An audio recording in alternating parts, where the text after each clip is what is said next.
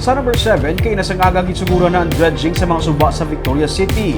Ini ang nakita nga pinakadasig nga solusyon sa mga opisyal para mapahagan-hagan ang problema sa baha sa 3rd District. Yaring report. Matapos ang 7 ka bulan nga pag-request ng dredging machine, tigayo na gidman nga nakahulam sang equipment ang Victoria City sa Department of Public Works and Highways. Kay nasag-aga, gidpatigayon ang seremonya para sa maintenance dredging program ng DPWH. Sunod sa kay Victoria City Mayor Frederick Juantan Palangka, madugay na ininila nga ginahulat, bangod kinahanglan na nga mahawanan ang mga suba nga among isa sa mga nakita nga rason sa pagbaha sa Victoria City. There are 6-7 rivers in the city. Ha? Patay na may duwak ni isa pa na to.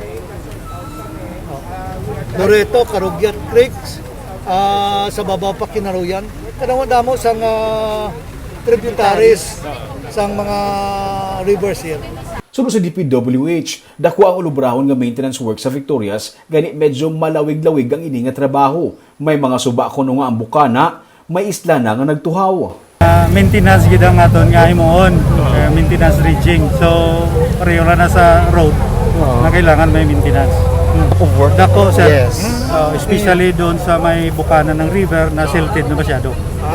Okay. Island na siya. Nag-island siya sir.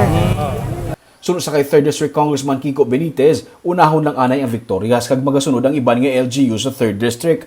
Kabahin ini sa ginistoryahan sang kahapon sa pagsapol sa mga LGU, DPWH, DNR kag disaster teams. About the areas of maybe Magalona, Silay and Calise. That's part of the yesterday's meeting. So, unahon ang Victorias because Victorias was the worst hit. And then part of the meeting of yesterday was to create a plan kung ano naman ang pagkatapos.